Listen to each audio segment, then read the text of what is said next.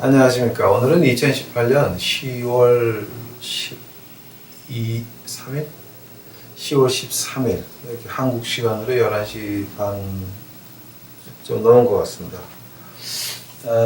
오늘 제가 이제 지난주서부터 이번 주 쭉 교회 공사도 하고 막노동도 하고 하느라고 어저께는 또 병원에 갔다 왔습니다. 눈 수술한 것 때문에. 그래서 쭉 못 올렸는데 오늘서부터 이제 조금 좀 몸이 풀리기 시작하고 눈이 풀리기 시작합니다.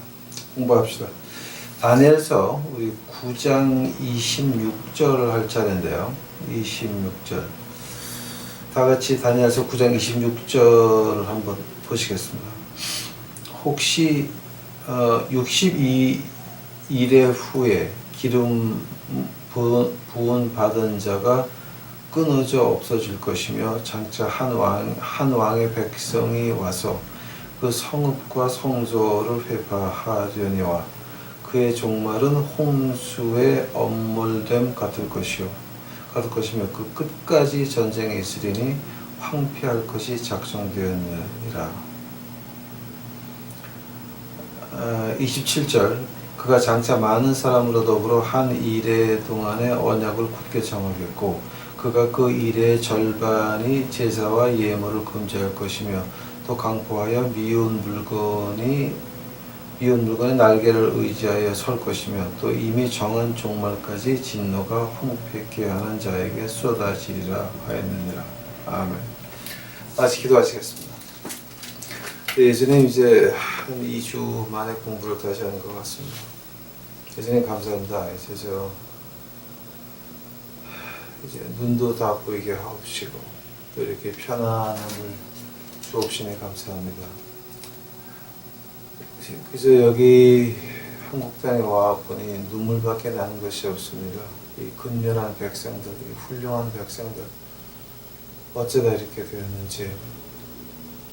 그저 아버지 하나님, 주 앞에 간절히 바라옵기는 나라가 있어서 복음을 외치는 저의 한민족 될 수 있도록 만들어 주시옵시고 지금까지 하나님이 한국을 위해서 축복 내리신 것들 지금 하나하나 까먹고 완전히 거꾸로 가고 있는데 하나님께서 다시 한번 은혜를 베푸셔서 아버지요, 나라 이름만큼은 보존할 수 있도록 주여 은혜 내려 주시옵소서. 오늘 이제 다니엘서 9장 26절을 합니다. 예수님께서 같이 하여 주시옵소서. 듣고 깨달을 수 있도록 하여 주시옵소서. 우리 자신을 볼 수 있도록 하여 주시옵소서. 감사하오며 이 모든 말씀 예수님 이름 받들어 주 앞에 간절히 기도하였사옵나이다. 아멘. 이제 여기 그 26절에 보니까 62일의 후에라 62일의 후에가 그 무슨 말입니까? 근데 그 25절서부터 같이 봐야 돼요. 이제 25절서부터 보면 어떤 말이냐면 25절. 그러므로 너는 깨달을지어다 예루살렘을 중건하는 영이 날 때서부터 기름 부은 받은 자 곧 왕이 일어나기까지 성읍까지 7일에와 62일에가 지날 것이요. 그 다음에 26절에서 7일에와 62일에 후에 기름 부은 받은 자가 끊어져 없어질 것이며 라고 이렇게 읽으셔야 돼요. 그러니까 이건 지금 뭐냐게 되면 이제 우리가 그 다니엘서 지난 시간에 그 25절 하면서 이제 17만 3,880일 이제 그 400 몇 년이죠 그거 이제 그 다음서부터 69주 하고 나서 27절에 뭐냐게 되면 한 일해 동안의 언약을 굳게 정하겠고 라고 했는데 이제 그 환란 시대 그 마지막 7년 말하는 거죠. 그래서 3년 반 지나간 다음에 이제 제사도 그치고 이거 다 이제 난리가 난다고 하는 건데 그 사이에 69주하고 70주 사이에 그런 그 일을 말하는 거예요. 이제 다시 한 번 더 제가 이제 말씀드리는 것이 이 다니엘서 9장 24절서부터 27절까지는 누구를 향한 예언이냐면은 이스라엘을 향한 예언이에요. 이걸 가지고 우리 이방 사람들한테 그 비교를 해가지고 우리 이방 사람들이 뭐 어떻게 된다라고 하는 거는요, 이건 굉장히 웃기는 얘기예요. 지금 이거는 이 부분은 특별히 이스라엘에 향한 예언이지 이방 사람들에 대한 예언이 아니에요. 그러니까 이제 우리가 거기서 또 오해를 하니까는 어떤 오해를 하냐게 되면 그 한국말로 대체 신학이라 그래가지고 우리 신약의 교회가 그 이스라엘을 대신했다. 왜냐하면 이스라엘이 그 예수님을 안 받았기 때문에 우리 신약의 교회가 대신했다라고 하는 그런 그 엉터리 신학이에요. 그러니까 이제 오늘 26절 공부하시면서부터 아마 여러분 조금 좀 감이 잡히는 게 있을 거예요. 이제 그거 제가 오늘 좀 자세히 드릴게요. 오늘 본문 말씀 이제 보겠습니다. 기름 부음 받은 자라고 하는 거는요, 이거는 메시아를 말하는 거예요. 근데 기름 부음 받은 자라고 해서 이제 그 메시아를 말하는데, 이제 기름 부음 받은 자가 끊어져 없어진다 그래요. 근데 이제 여기서 그 끊어서 없어진다 그러는데 그 히브리 말로 뭐라 그러면 카라트예요. 카라트. 근데 카라트라고 하는 거는 형벌 받아서 죽었다는 거예요. 형벌 받아서 죽었다라고 하는 거예요. 그러니까 그 형벌 받아서 이제 죽는데 그 죽는 것이 그냥 누구를 위해서 죽는 것이 아니라 그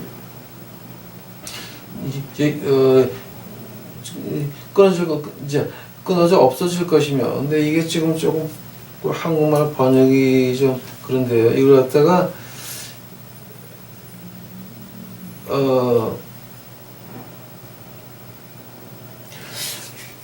이 끊어져 없어진다고 하는 말이요.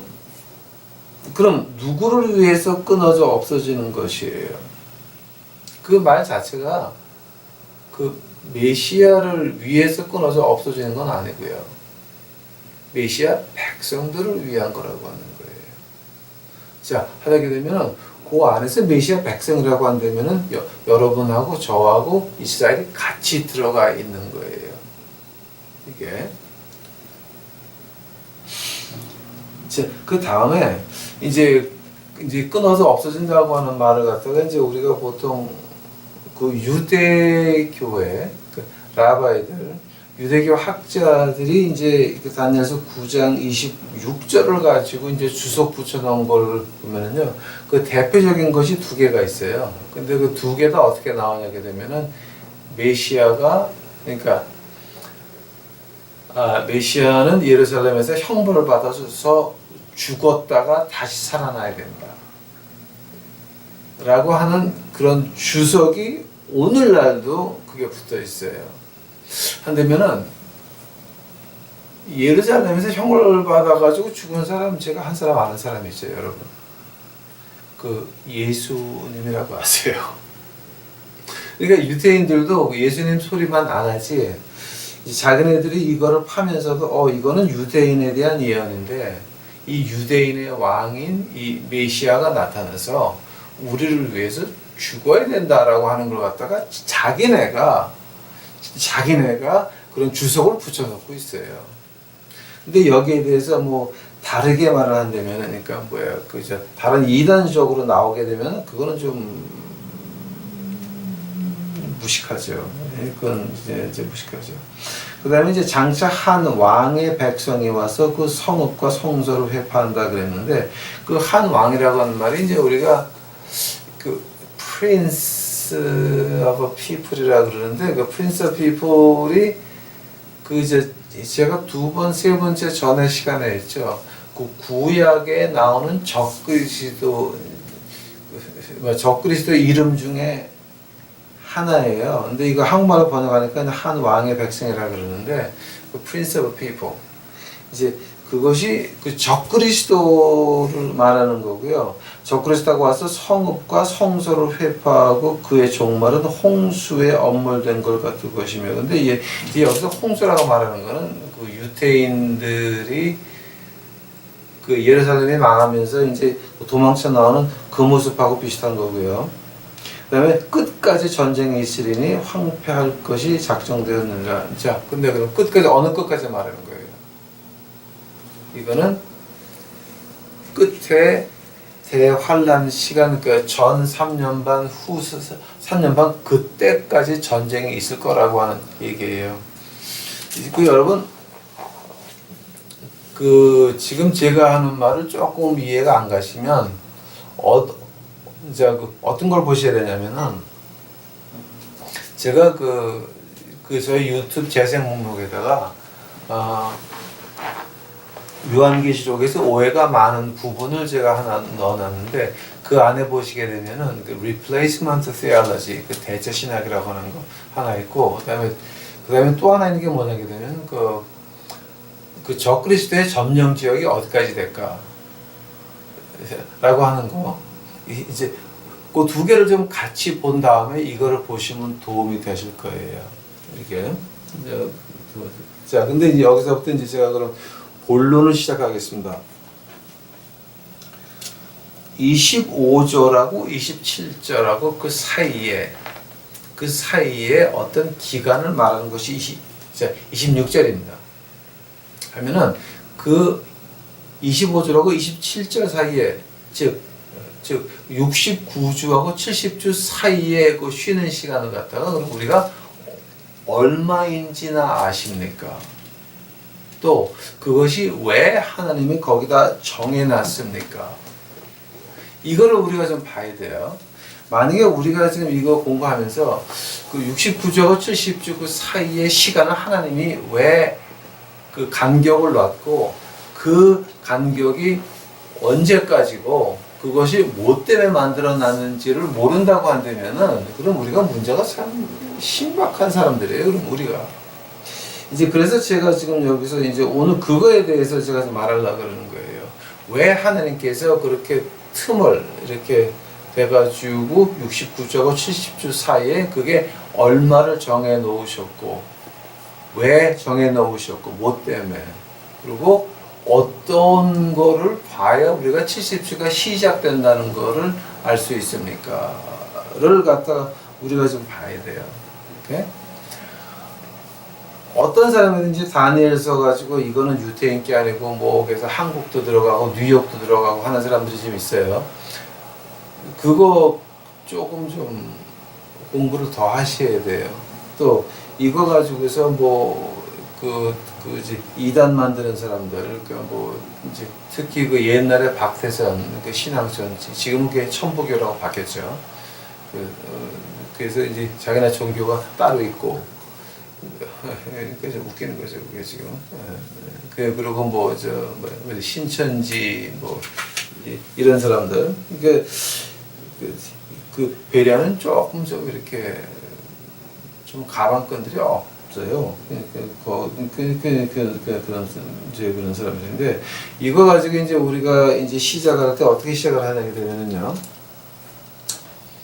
제일 먼저 이 기간이 끝날 때가 언제가 끝나는 겁니까? 그러면 이제 27절에 그 70주가 그럼 언제 시작이 되는데, 그럼 어떤 사인을 볼 수가 있습니까? 마태복음 한번 가보세요.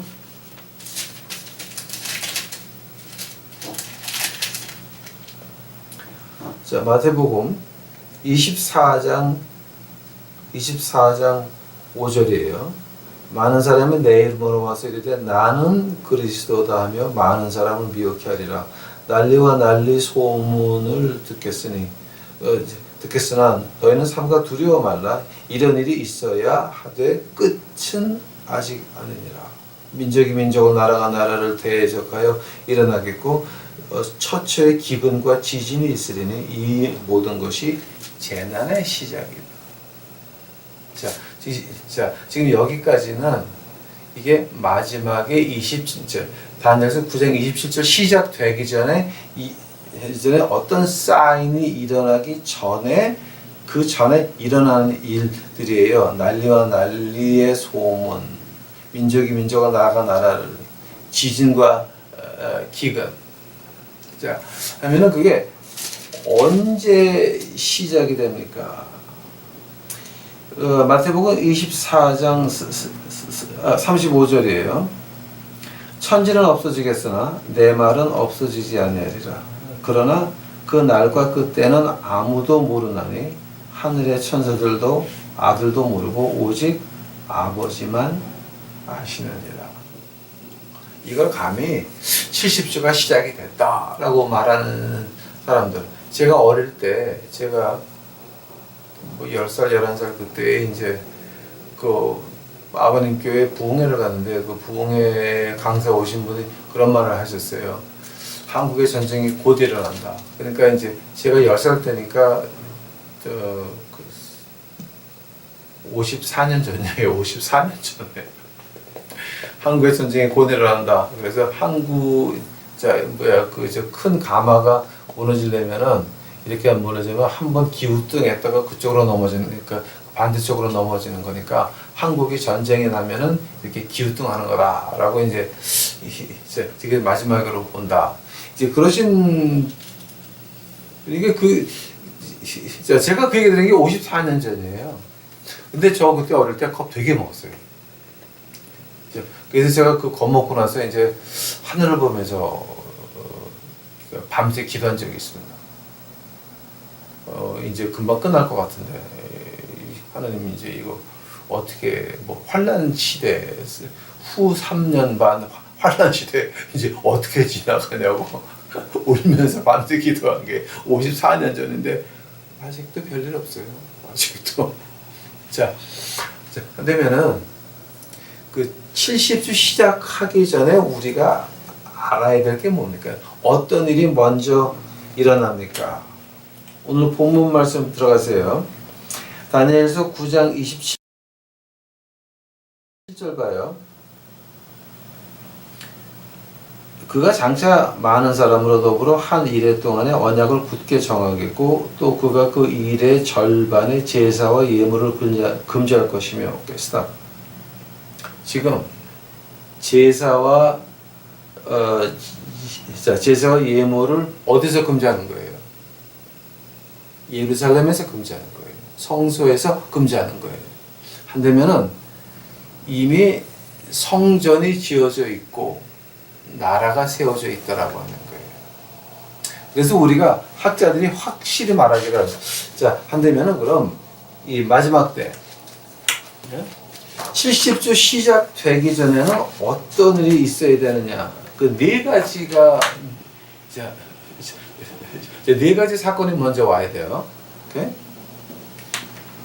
네 가지 사건이 먼저 와야 되는데 그 첫 번째가 뭐냐게 되면은 그러려면 이스라엘이 다시 나라가 돼야 돼요. 오케이? 그리고 두 번째는 성전이 다시 지어져야 돼요. 그 두 개는 필히 1번과 2번은 이거는 그 일이 있지 않으면 27절은 일어날 수가 없는 거예요, 여러분. 응? 자, 이스라엘이 나라가 됐습니까? 1948년 5월 14일에 유엔에서 이스라엘 건국을 발표했습니다. 또 1967년 6월 6일날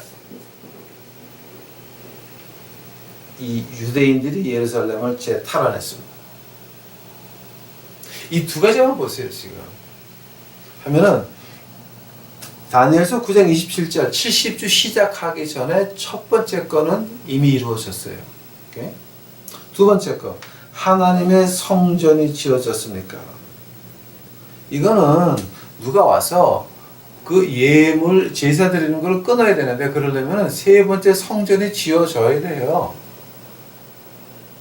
우리가 이제 그 수많은 구절들이 있지만 이제 몇 개를 본다면은 마태복음 24장 15절하고 이제 데살로니가 후서 2장 4절 그 다음에 요한계시록 11장 1절 2절인데 제가 하나만 보고 지나갈게요, 여러분.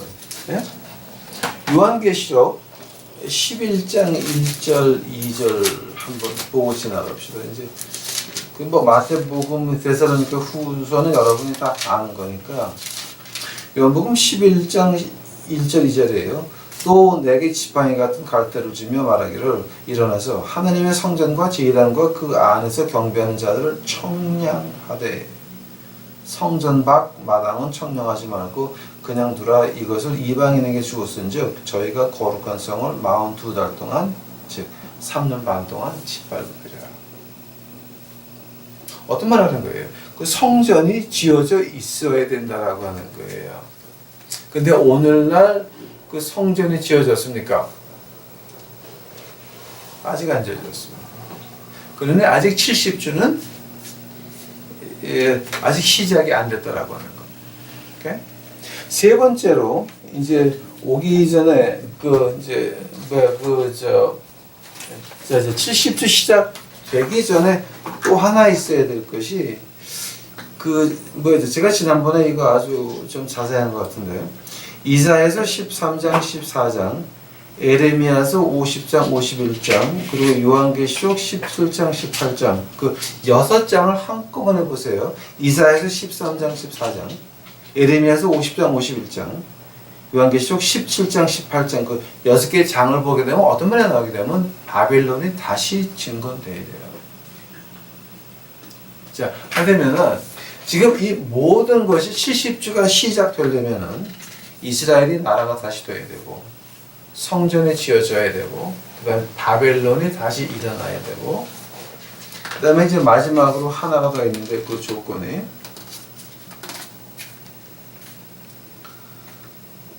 그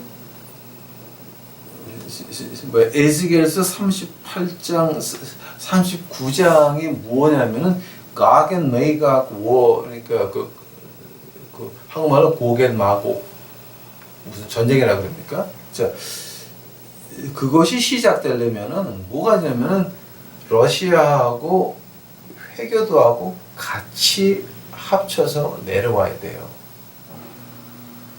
한다면은 지금 러시아하고 친한 나라가 어디예요? 이란, 시리아 친하죠. 그죠? 자, 이거는 제가 아마 요한계시록에서 제가 자세히 해 놓은 것 같으니까 더 이상 깊게는 안 들어갈게요. 들어가는데, 자, 그래서 그 네 가지가 형성이 돼야 70주가 대환란의 시작이 돼요. 대환란 전에 마태복음 24장에서 소문과 소문,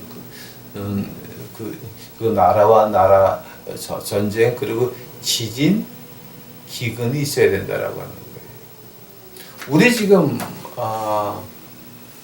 보통 아프리카에서는 지금 문제가 두 가지가 있어요. 아프리카에서의 가장 큰 문제 두 가지를 꼽으라고 하게 되면 에이즈 문제예요. 에이즈를 갖다가 막 들이남발해가지고 그러니까 그 후천성 면역 결핍증이라고 AIDS 그게서 아마 지금 보통 한 달에 한 마을씩 없어진다 그래요. 그걸로 이제 죽어가지고 전염되고 하는 거. 그다음에 두 번째 문제가 뭐냐게 되면 기근이에요.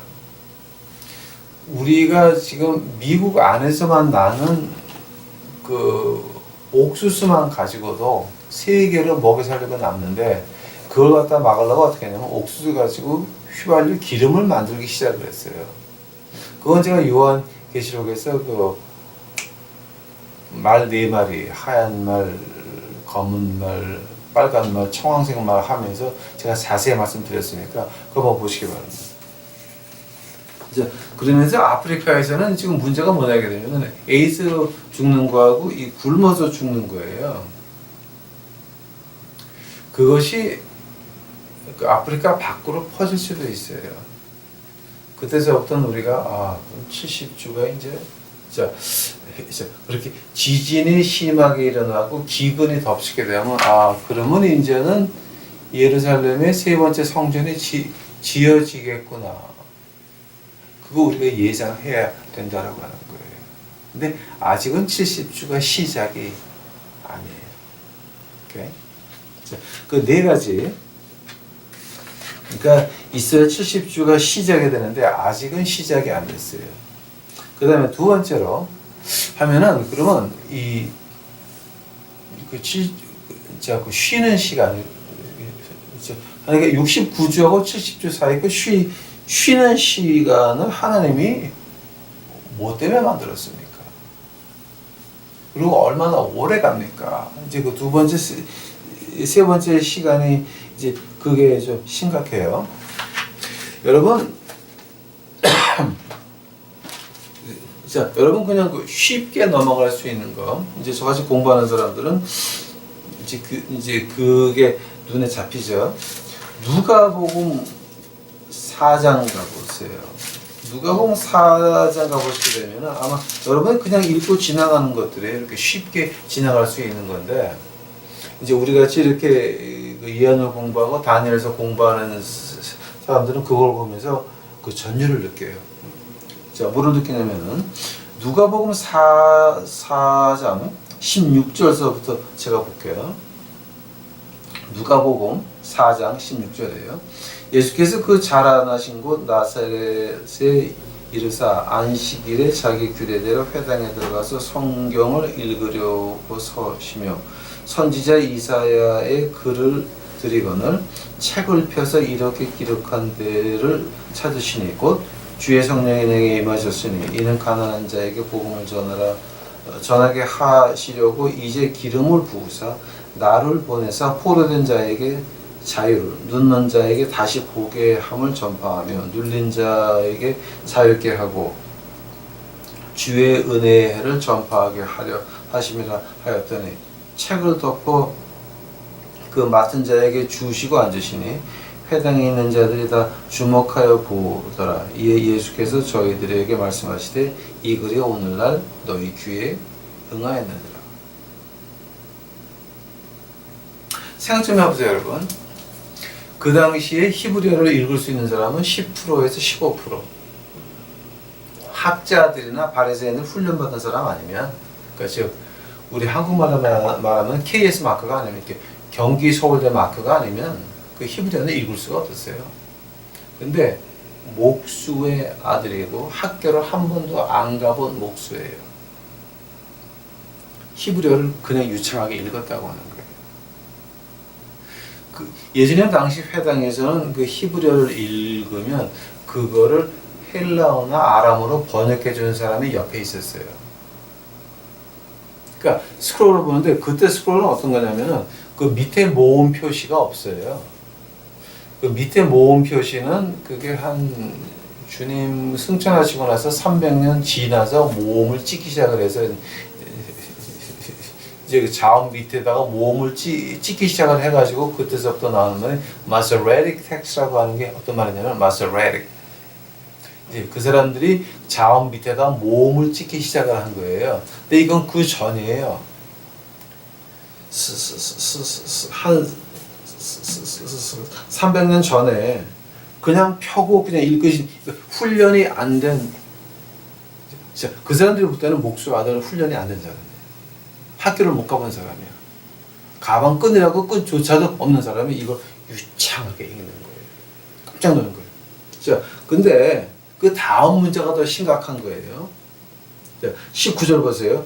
주의 은혜의 해를 전파하게 하려 하심이라. 한다면 여러분, 이 말이 어디서 나왔냐면은 이사야서 61장에서 나왔어요. 그럼 이사야서 61장 한번 가보세요. 이건 그냥 이제 이건 그냥 우리가 지나갈 수 있는 건데 이걸 이제 자세히 보게 되면 조금 달라요. 자, 이사야서 61장 1절서부터 제가 봐요. 주 여호와의 신이 내가 임하셨으니 이는 여호와께서 내게 기름을 부으사 가난한 자에게 아름다운 소식을 전하게 하려 하심이라. 나를 보내시사 마음이 상한 자를 고치며 포로된 자에게 자유를 가진 자를 노임을 전파하며 여호와의 은혜의 해와 우리 하나님의 신원의 날을 전파하는 모든 슬픈 자를 위로한다라고 했어요. 그게 1절 2절이에요. 자, 근데 이제 아마 제가 그 전에 그런 얘기를 여러분한테 한번 드린 것 같아요. 우리가 히브리 성경을 이해하려면은 그 쉼표 있죠. 그거 이제 그 옛날 텍스트를 보게 되면은 그 쉼표도 없어요. 그냥 그 스페이스예요. 근데 이제 우리가 히브리어를 이해하려면은 그 글자 사이에 있는 그 빈 공간 그거를 이해 못하면 히브리 구약은 이해하지 못한다 그래요. 그게 그 라바이들이 하는 말이에요. 이 유대교에서 히브리어를 공부하려면은 그 글자도 중요하지만 글자 사이에는 그 빈 공간을 이해를 못하게 되면 그 아예 히브리어 예루살렘 대학의 히브리어 박사학이 아예 입문도 못해요. 그 공간을 띄어쓰기 할 때 그 공간을 이해를 해야 돼요. 자, 한다면은 뭐예요?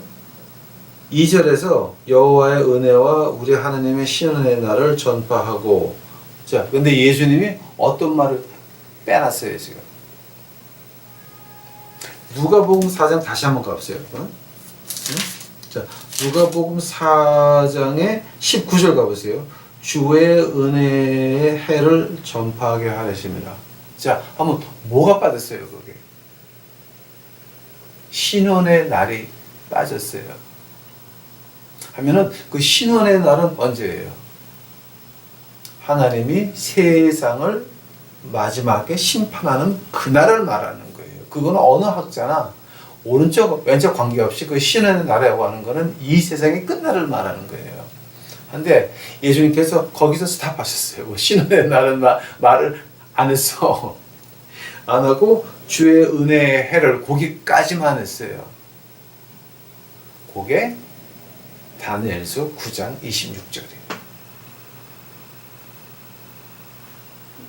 그게 바로 69주와 70주 그 사이에 있는 그 공간을 말하는 거예요.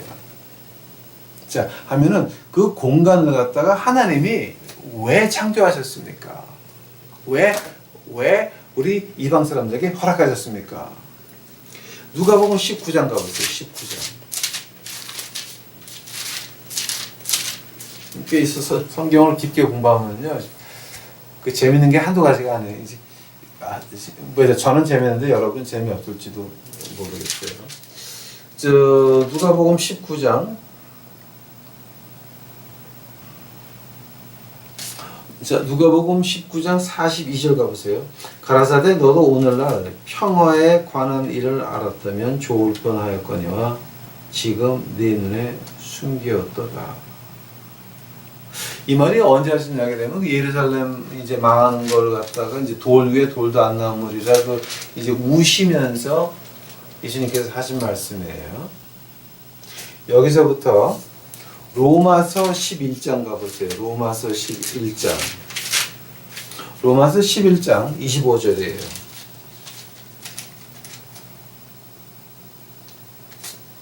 형제들아 너희가 스스로 지혜 있다 함을 면기 위하여 이 비밀을 너희가 모르기를 내가 원치 아니하노니 이 비밀은 이방인의 충만한 수가 들어오기까지 이스라엘의 덫은 완악하게 된 것이라.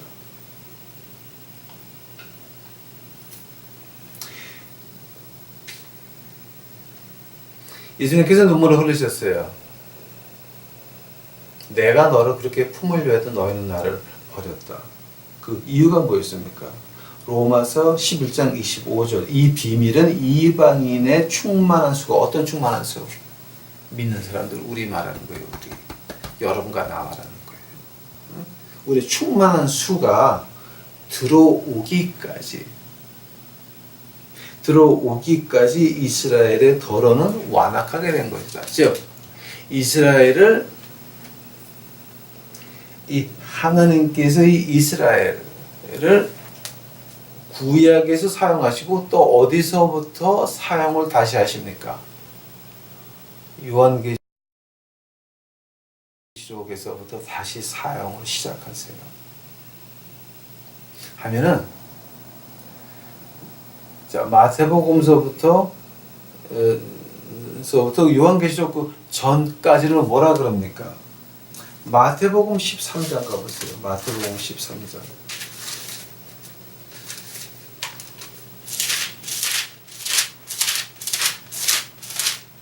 마태복음 13장 34절 가보세요.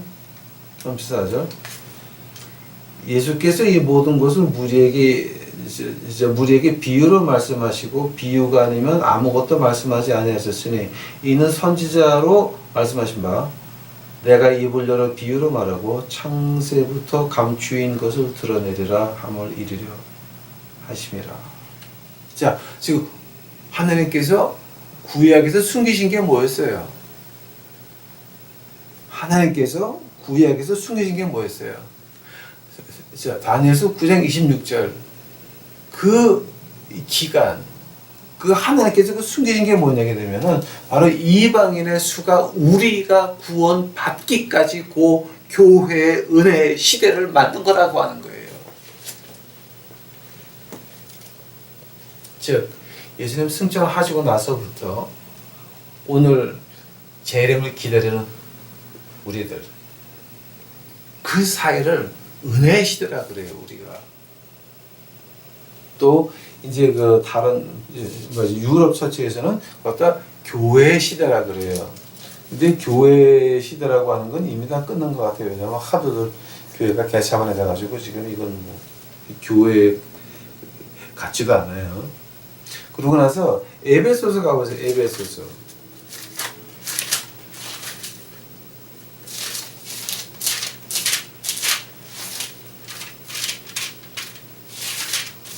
에베소서 3장 가보세요. 에베소서 3장 5절. 이제 내가 그의 거룩한 사도들과 선지자들에게 성령으로 나타나신 것 같이 이는 다른 세대에는 사람의 아들들에게 알게 하지 아니하셨으니 이는 이방인들이 복음을 말미암아 그리스도 예수 안에서 함께 후사가 되고 함께 지체가 되고 함께 약속에 참여한 자가 된지라. 이 복음을 위하여 그의 능력이 역사하시는 대로 내게 주신 하나님의 은혜의 선물을 따라 내가 일꾼이 되었노라. 모든 성도 중에 지극히 작은 자보다 더 작은 나에게 이 은혜를 주신 것은 측량할 수 없는 그리스도의 풍성을 이방인에게 전하게 하시고 9절 영원부터 만물을 창조하신 하나님 속에 감추어진 비밀의 경륜을 어떠한 것을 드러내게 하려 하심이라. 지금 바울 그 사도가 지금 말하는 게 뭐예요? 지금 구약에 숨겨진 비밀, 다니엘서 9장 26절에 그 쉬는 시간, 은혜의 시간이 뭐 때문이냐? 우리 이방인들 때문에 그 숨겨진 시간을 가지고 구약의 비밀이라고 하는 거예요. 자, 한다면은 그 하나님이 그럼 진정 이스라엘을 버리셨습니까? 그 제가 그 대체 신학 하시는 분들이요. 제가 한 절만 읽어드릴게요. 한 절. 뭐 이건 지금 대체 신학이 그렇게 힘든 건 아니에요. 자, 누가복음 1장 가보세요. 누가복음 1장. 이제 그 제가 대체 신학이 얼마나 엉터리인지 제가 한번 보여드릴게요.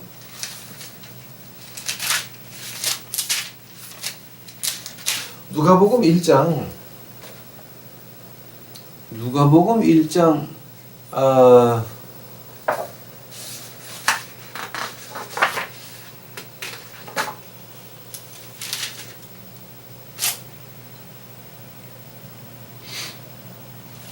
자, 누가복음 1장 1장 가시게 되면 이제 가브리엘이 그 마리아한테 나타나서 이제 가브리엘이 31절 보세요. 누가복음 1장 31절. 보라 내가 수태하여 아들을 낳으려니 그 이름을 예수라 하라. 저가 큰 자가 되고 지극히 높은 신자의 아들이라 일컬을 것이요. 주 하나님의 조상 다윗의 위를 저에게 주시리니. 다윗의 위라고 하는 건 다윗의 왕좌를 말하는 거예요. 그러면 마리아가 이 얘기를 들을 때에는 유다 왕조는 없었어요.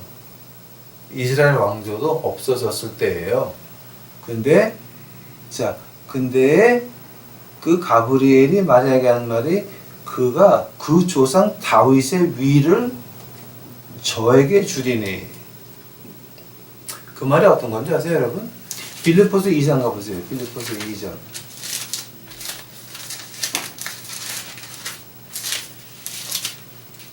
자, 빌립보서 2장.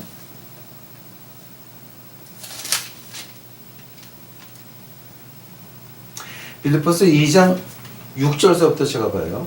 그는 근본 하나님의 본체시나 하나님과 동등됨을 취할 것으로 여기지 아니하시고 오히려 자기를 비워 종의 형체를 가져 사람들과 같이 되었고 사람의 모양으로 나타나셨으며 자기를 낮추시고 죽기까지 복종하셨으니 곧 십자가에 죽으심이라. 이러므로 하나님이 그를 지극히 높여 모든 이름 위에 뛰어난 이름을 주사 하늘에 있는 자들과 땅에 있는 자들과 땅 아래에 있는 자들로 그 모든 무릎을 예수의 이름에 꿇게 하시고 모든 입으로 예수 그리스도를 주라 시인하여 하나님 아버지께 영광을 돌리게 하셨느니라.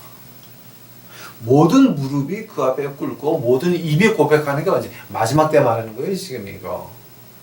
사탄조차도 지옥에 빠지는 그때를 말하는 거예요. 자, 한다면은 진정한 신약의 교회가 이스라엘을 대체했다. 하나님이 이스라엘을 버렸다라고 한다면요. 누가복음 1장서부터 이거 다 거짓말 되는 거예요, 지금. 즉 누구든지 신약에 있는 교회가 우리 이스라엘을 대체했다고 말씀하시는 그런 목사, 장로, 권사들이 있다 그러게 되면요. 그거는 이 하나님의 말씀을 정확히 부인하는 거예요. 하나님 말씀, 하나님이 가브리엘 천사를 시켜서 얘기한 그 누가복음 1장 얘기도 다 거짓말로 만드는 것이고 이후에 그 많은 것들, 지금까지 읽은 그 모든 것들, 특히 다니엘서 9장 24절부터 27절까지는 다 거짓말로 만드는 거예요. 그게 대체 신학이라고 하는 거예요. 자, 하면은 그 대체 신학이 어디서 나왔는지 아세요?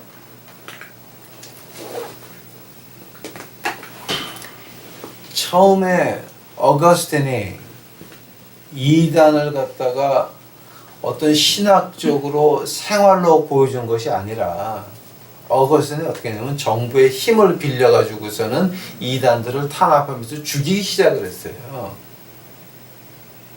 그때 어거스틴은 어떤 신학적인 바탕이 필요했어요. 그래서 어거스틴이 나타난 게 대체신학이라고 하는 거예요. 이 대체신학은 천주교 거예요. 우리 거 아니에요, 여러분. 네? 자, 그 이단을 정부 군사 가지고 죽이고 난리를 치면서 그때의 신학적인 바탕이 뭐냐게 되면 우리 신약에 있는 교회가 이스라엘을 대체했다라고 시작을 한 거예요.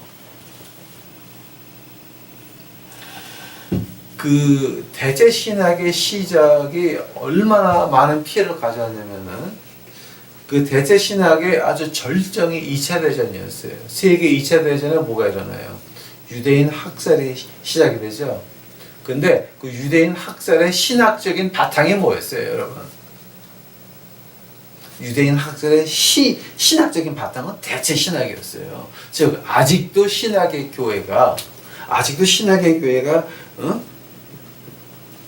하나님의 백성들을 갖다가 이렇게 대체한 것이다. 이스라엘을 대체한 것이다라고 말씀하시면은 지금 여러분 2차 대전에 유대인 학살을 동의하시는 거예요. 동조하시는 거예요. 지금 그게 굉장히 무서운 말이에요. 지금 그거.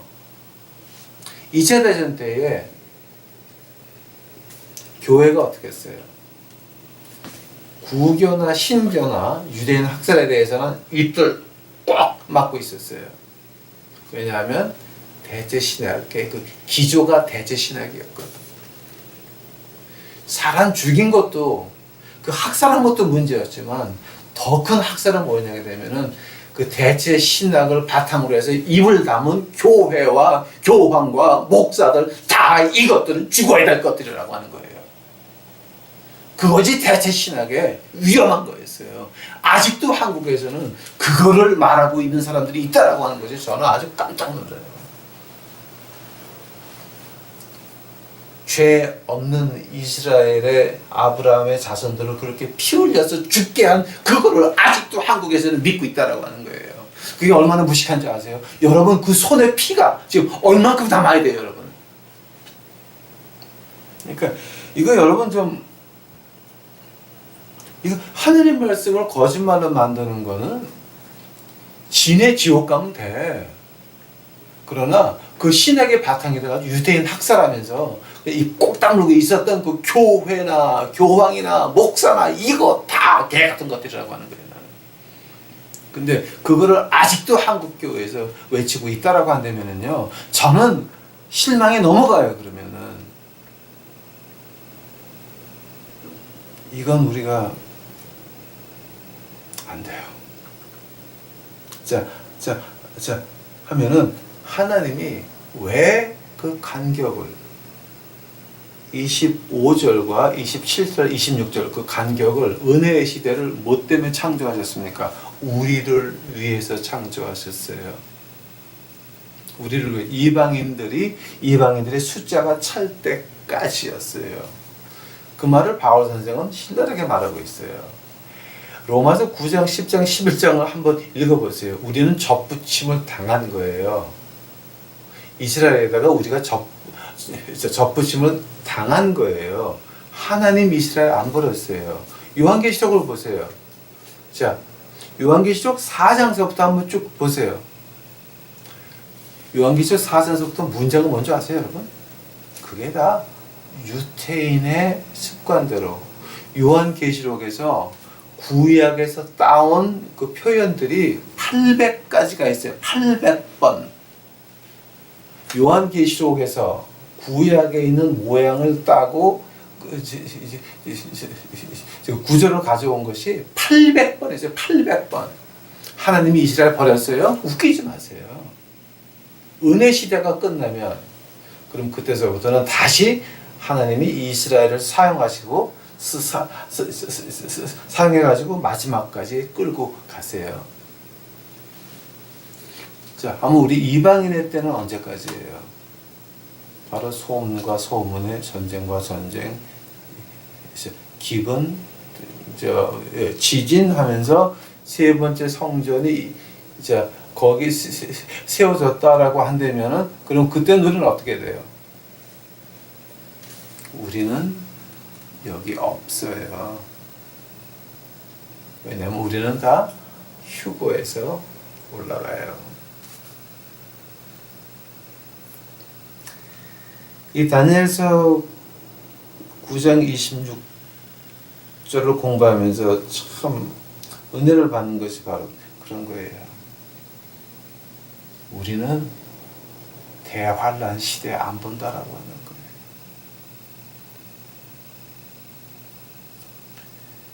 오직했으면 바울 선생이 그런 말을 하세요. 큰 천사장의 나팔 소리와 예수님께서 공중에서 구름으로 내려오시리라. 그 대목에서 마지막 부분이 뭐였어요? 그러니 서로 위로하라. 재림의 주 그 모습도 중요하지만 가장 더 중요했던 것은 서로 위로하라라고 하는 말이었어요.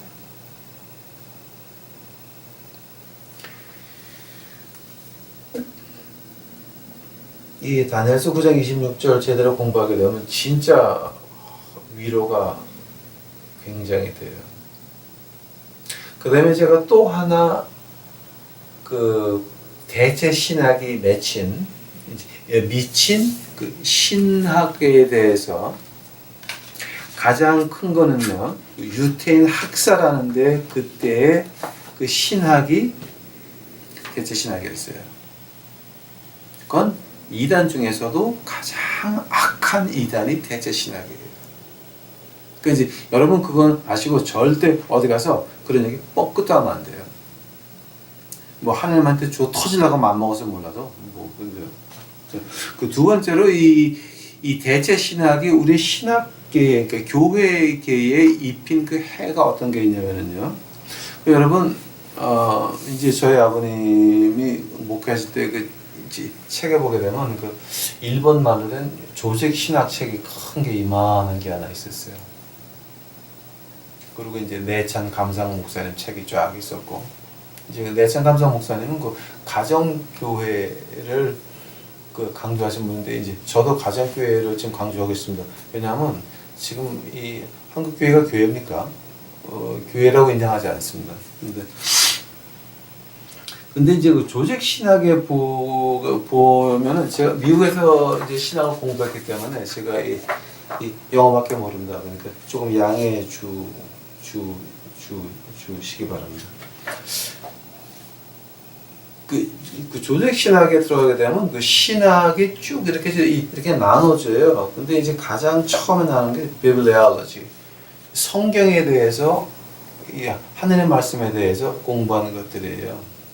근데 그 대체 신학이 들어오면서도 뭐가 없어졌냐면은 이 하나님의 말씀이 하나님의 음성이 아니라 상대적인 가치가 있는 도덕책으로 변했다라고 하는 거예요.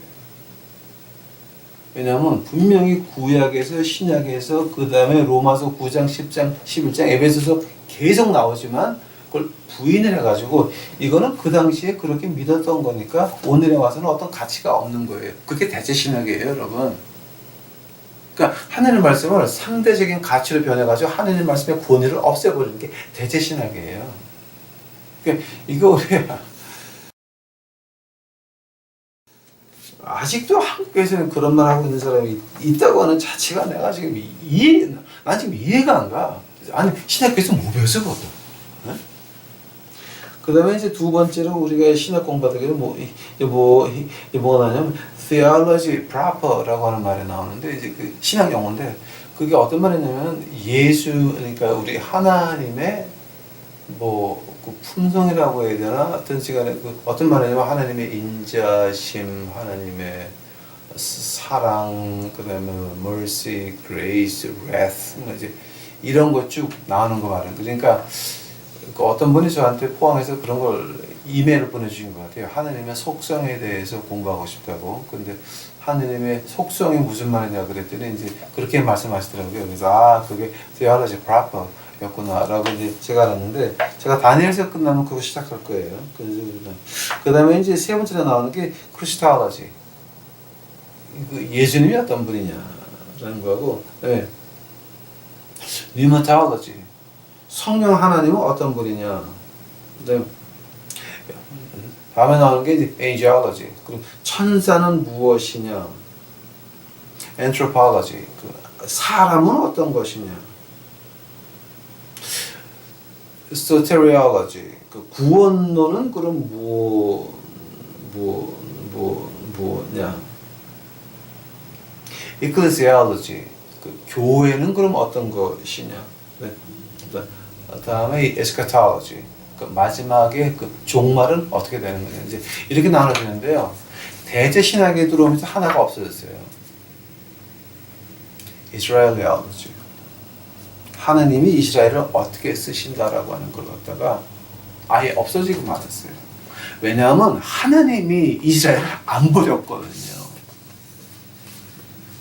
근데 어거스틴이 정부의 힘을 빌려서 이단들을 학살하고 죽인 것 같이 2차 대전 때 유태인을 죽인 것 같이 그런 그 못된 짓거리를 하려고 대체 신학이 나와가지고 아직도 그걸 외치고 있는 한국 교회겠다라고 하면 그거는 저주의 교회예요.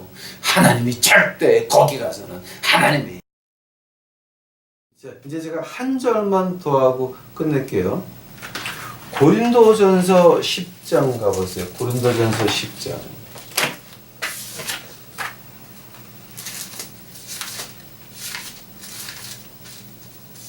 고린도전서 10장.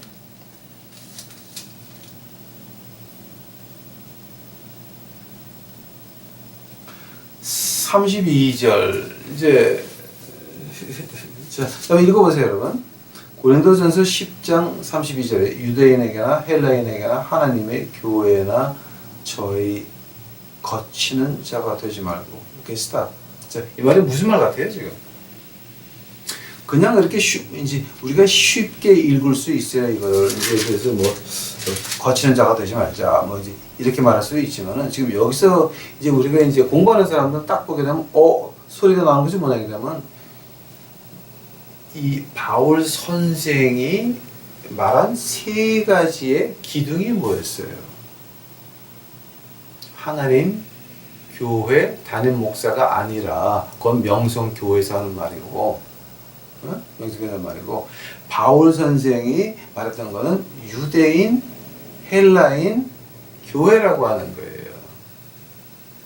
하나님의 교회, 은혜 시대에 이방인들이 헬라인들이 들어가서 우리 이방인들이 들어가서 구원의 숫자를 채우고 그 다음에 유대인의 역사가 다시 시작이 되는 그 70주 시작한다는 게 지금 바울 선생 보게 되면은 아니 만약에 하나님이 이스라엘을 버렸으면 이 유대인 여기 없어야 돼요. 지금 없어야 돼요. 그러니까 이거 지금 이거 뭐 하나님 말씀 안에서 팔라 그러면 이거 한이 없어요. 이제 하는데 이거 좀 조금 더 해야 되는데 오늘 시간이 좀 너무 많이 간 것 같습니다. 이걸 하려 그러면 또 한참 해야 되는데 제가 한 가지만 더 하고 오늘 공부 마치겠습니다.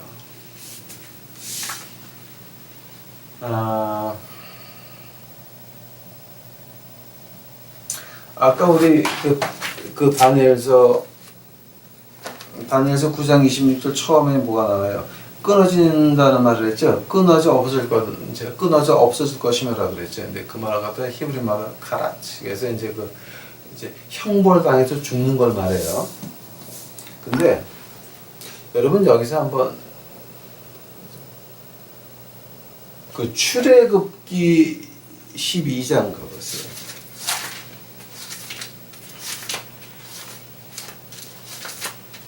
출애굽기 12장. 오늘 여기까지만 할게요. 이제 이것도 하려고 그러면 한 여기 더 해야 되는데 빨리 끝내고 우리 theology proper 하나님 성품에 대해서 공부합시다. 그래서 이제 금방 끝날 거예요. 한 3번, 4번이면 끝날 것 같아요. 출애굽기 12장 봐요. 12장 1절서부터 제가 볼게요. 여호와께서 애굽 땅에서 모세와 아론에게 일러 가라사대 이 말로 너희에게 달의 시작 곧 해의 첫 달이 되게 하고 너희는 이스라엘 회중에게 고하여 이르라 이달 열흘에 너희 매인의 어린 양을 취할지니 각 가족대로 그 식구들을 위하여 그 어린 양을 취해야 돼. 그 어린 양에 대하여 식구가 너무 적으면 그 집의 이웃과 함께 인수를 따라서 하나를 취하여 각 사람의 식량을 따라 너희 어린 양을 계산할 것이며 너희 어린 양은 흠없고 1년 된 수컷으로 하되 양이나 염소 중에서 취하고 이달 14일까지 간직하였다가 해질 때에 이스라엘의 회중에 그 양을 잡고 계시다. 이거 지금 그 양을 잡는 게 며칠이에요. 그러니까 이제 자 얘는 희생양이다라고 잡는 게 언제예요? 열흘이죠. 그죠? 자 하면 며칠 뒤에 양을 잡아요. 열흘, 11일, 12일, 13일, 14일. 만 4일이면은 양을 잡아야 돼요. 오케이? 그러면 그 4일 동안 그 양을 가지고 있는 사람들이 뭐 하는 거예요? 그 양을 먹이고 쓰다듬고 하면서 나의 죄를 지고 갈 어린 양. 응?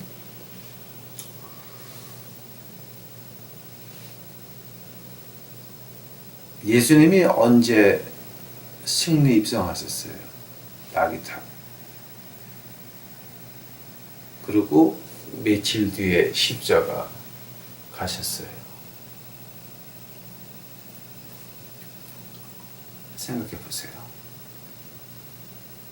우리가 진정에 믿는 자라고 한다면 그 어린 양의 피가 우리 몸에 흐른다라고 한다면 6월절날 양을 잡아놓고 양 다치지 않게 잘 보관하면서 잘 먹이면서 나의 죄를 지고 갈 어린 양.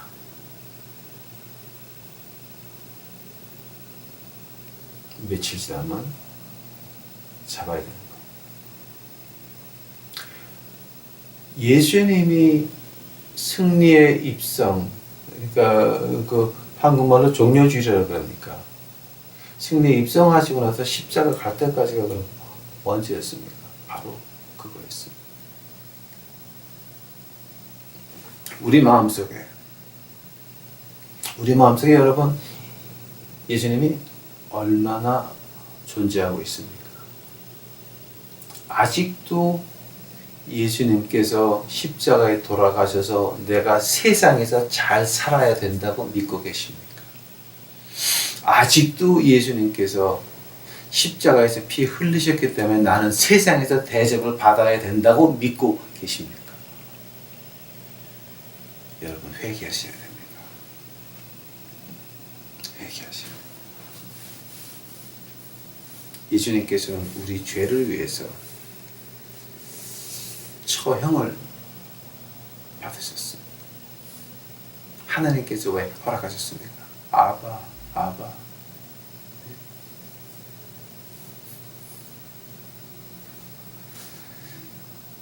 예수님께서 십자가에서 아버지여 왜 나를 버리시나이까 절규하실 때에 하나님이 뭐 때문에 귀를 막았습니까? 우리 이방인의 수가 찰 때까지였습니다. 이방인의 수가 찰 때까지였습니다. 하나님께서는 비유로 말씀하시면서 그 완악한 사람을 완악하게 만들어서 우리 이방인들이 주님 구원 안에 들어올 수 있게끔 허락하셨습니다. 그렇다고 하나님이 이스라엘을 버린 건 아니었습니다. 우리를 이스라엘에 접목시킨 것입니다. 하나만 기억하고 지나갑시다. 예수님, 여러분 마음속에 얼마나 모시고 다니십니까? 우리를 위해서 가라. 처형받으신 우리 주. 다 같이 기도하시겠습니다. 주여 오늘 공부를 했나이다. 이제 이거 하나님이 우리 듣는 자들의 영을 열어주지 아니하시면 이해할 수도 없고 알 수도 없나이다.